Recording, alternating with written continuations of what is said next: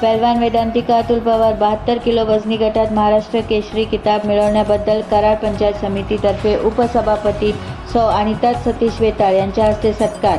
महिलांसाठी कुस्ती संकुलसाठी प्रशासनाकडे मागणी करणार असे आश्वासन देण्यात आले.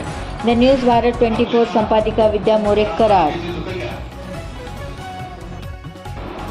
यांचा या ठिकाणी कराड पंचायत समितीच्या वतीनं आपल्या कराड पंचायतीच्या विद्यमान उपसभापती आदरणीय अनिताताई सतीश वेताळ यांच्या हस्ते आज या ठिकाणी सत्कार आणि सन्मान सोहळा आज या आपल्या कराड पंचायतीच्या वतीनं या ठिकाणी आयोजित केलेला आहे.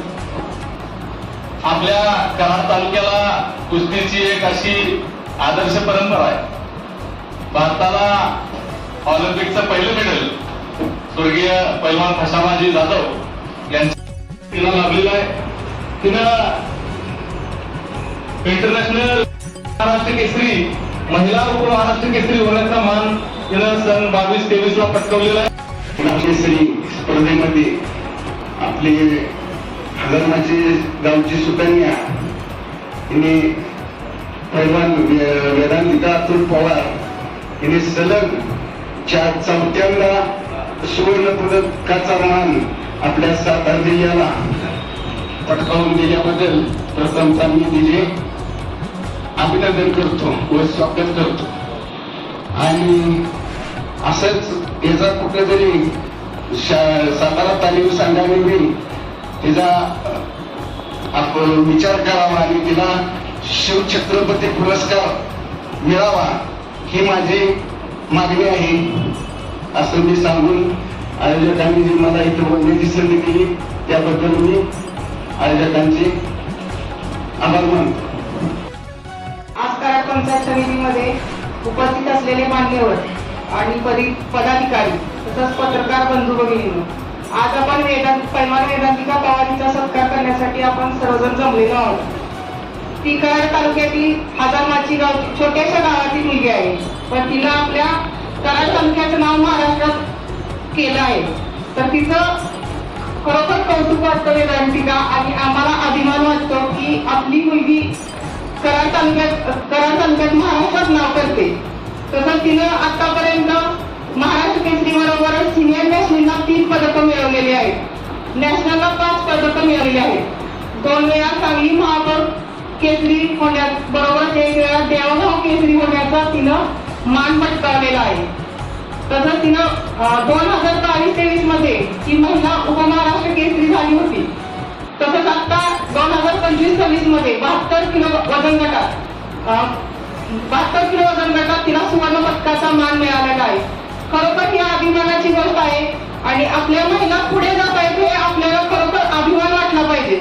आतापर्यंत त्यांच्या आई वडिलांचं कष्ट असेल किंवा वस्तादांचं कष्ट असेल आणि तिचं वैयक्तिक कष्ट बघून खरोखर आपल्याला प्रेरणा मिळते की ती काहीतरी पुढं बनवू शकेल. ऑलिम्पिक मध्ये पण जाऊ शकशील तू, आणि ऑलिम्पिकचा आम्हाला तरी वाटतं की तू करून दाखवशील. खरोखर आम्हाला अपेक्षा आहे तुझ्याकडून. आणि तसंच खेळाबरोबर तिला शिक्षणाची नाळ जोडलेली आहे. ती आता भारती विद्यापीठ पुणे येथे BPEd शिक्षण घेत आहे. तरी इथून पुढे वाटचालीस मी तिला शुभेच्छा देते आणि तिच्या पाठीशी आपण सर्वजण खंबीरपणे उभं राहूया एवढंच बोलते. धन्यवाद.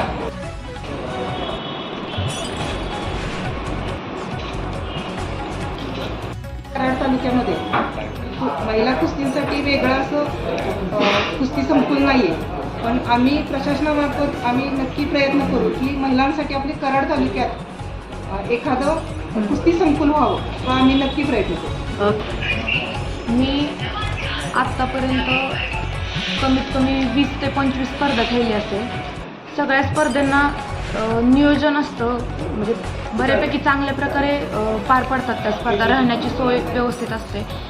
पण प्रॉब्लेम काय होतो आम्हाला इथून, आता मी आत्ता जिथं प्रॅक्टिस करते ते इथून कमीत कमी 200 किलोमीटर आहे जिथं मी प्रॅक्टिस करते. तर तीच सोय जर मला माझ्या घराजवळ मिळाली तर मी माझ्या घरातून चांगला डाएट घेऊन घरातल्यांचा सपोर्ट भेटून मी खूप चांगल्या प्रकारे डेव्हलप होऊ शकते.